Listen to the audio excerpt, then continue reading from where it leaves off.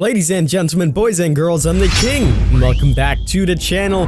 Dead by Daylight have just finished their Q&A, and they went through about 10 pages of questions, so a lot of information in this Q&A. So what I'm going to do in this video, this is going to be your no-nonsense video. I'm going to talk about all of the important points and wrap this up as quickly as possible. So let's go ahead and jump on into it. First of all, we'll start with all of the announcements that they spoke about. The biggest thing on the list is that we are going to be getting a hot patch coming soon. There's no ETA on this, and they didn't specify what's going to be in this hot patch, but some of the known issues are probably going to be tackled in this. They're not going to be changing anything with Ruin or anything like that. Just the main issues that we have now, such as the size of strike not working and sounds not working in some aspects, bad and preschool currently being out and not in service. So things like that are going to be fixed, but there's no ETA and we didn't receive any information for it. In addition to that, they spoke about the Lunar New Year. You can get yourself some free cosmetics by logging in this week and next week, so that's how that's going to be going down. And they also mentioned that Tome 2 is currently out, which I'm sure you guys already know.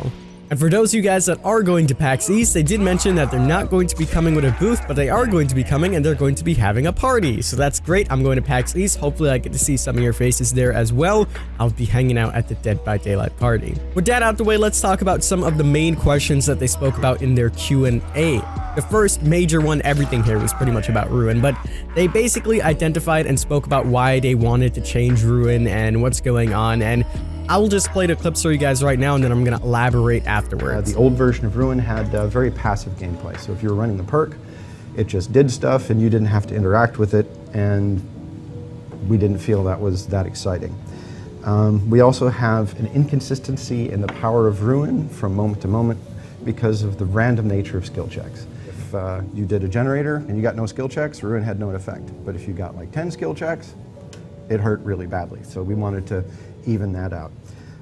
We also wanted to help with the onboarding of new players, and we observed that veteran players didn't really get affected that much by Ruin. They go through Ruin. So yeah, they just ignore it because they can do the great skill checks. So long story short, they basically said that 80% of players used Ruin, and this was one of their most used perks in the game, and it was working very passively, meaning either it was really strong at certain points, you don't need to do nothing, or it was really weak. And for the more casual players, this is a little bit more difficult. For the more experienced players, they could just eat through Ruin, and there's an inconsistency with it because sometimes it gets cleansed right off the bat, and sometimes it lasts the entire game. So they wanted to adjust that and change it so that it works a little bit longer and it's more lenient both to the newer players and to the more experienced players. They also said that they don't want to have all the killers running the same build where there's 4 perks that everybody uses solely to slow down generator times. They want to see different things being used, which is fair. This is something that I mentioned in my Hex Ruin video where Ruin is just used 80% of the time, and they want to see other perks that they've created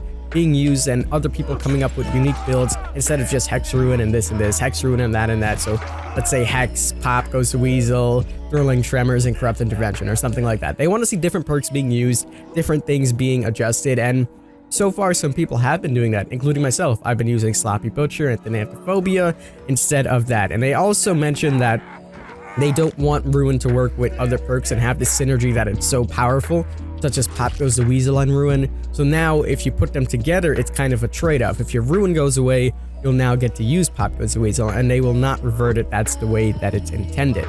They also spoke about the fact that if they were to make Ruin a non-Hex perk, which a lot of people have suggested, they said that if they do this, they would have to make it weaker as Hex perks are pretty much high risk, high reward.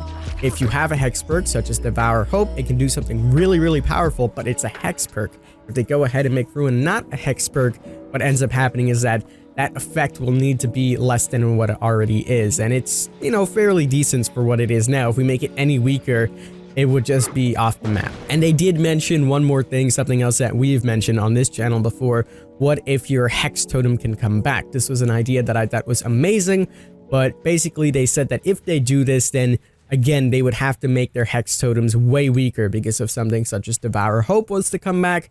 You know, it wouldn't be good. And if the killer does have the opportunity to relight their totem, what they would have to do with that is make it so that the cooldown is so long that they probably won't do it anytime in the future. With all the Ruin changes out the way, they did speak about some other perks. So the question arose that if we are going to look into some of the Survivor perks that are used so often, such as Decisive Strike, borrow time and everything else, and to that they said that self-care is actually the most used perk, and it skews the graph so far away that it's all the way where Ruin was. So maybe we'll see some more self-care changes and hopefully an introduction of more perks that introduce healing. Right now the only major perk that we have that does healing besides self-care is Inner Strength, but there's only 2 of them. One compared to Hex Ruin perks, we have so much things. We have Thanatophobia, Sloppy Butcher, Hurling Tremors, Corrupt Intervention, Surge, Pop Goes the Weasel. So many other perks that deal with generators specifically. When it comes down to healing itself, we only really have Inner Strength. That's pretty good.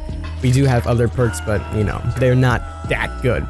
Now, speaking of perks that are quite bad, they did mention and listed off a few names of perks that they want to look into. I'll play that clip for you guys right now. So here are some perks that we plan to hit soon that are low usage. Small Game, Cruel Limits, Any Means Necessary, Slippery Meat, Vigil, This Is Not Happening, and Technician. Oh. All of these are things that we would like to get. So that's pretty awesome. They're going to be looking into some of the old perks that, you know, don't really have that much use. I know Polyester is going to be really happy that they're going to be working one of his favorite perks, Small Game. So hopefully we'll see some of those things being adjusted and fixed in the future. The last time we got a major patch where a lot of old perks got reworked to be better was way back when we had the 3 pillar changes, if I'm not mistaken, and that's when we seen like Calm Spirit and other perks being reworked. So hopefully we'll see that. Besides that, they just mentioned the Doctor, talked about the new maps, talked about some of the add-ons, why they got rid of Exhaustion.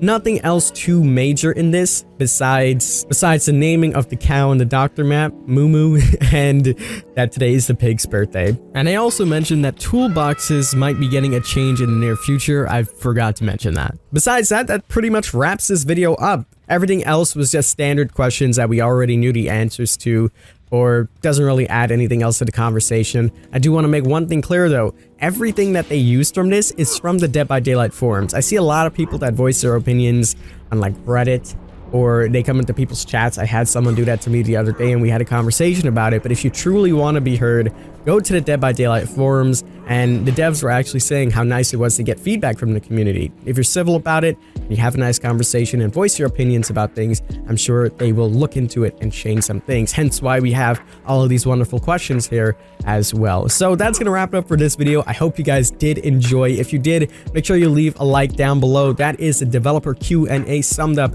very quickly. As always, I'm the king. I tip my crown to you guys, and we'll see you in the fog.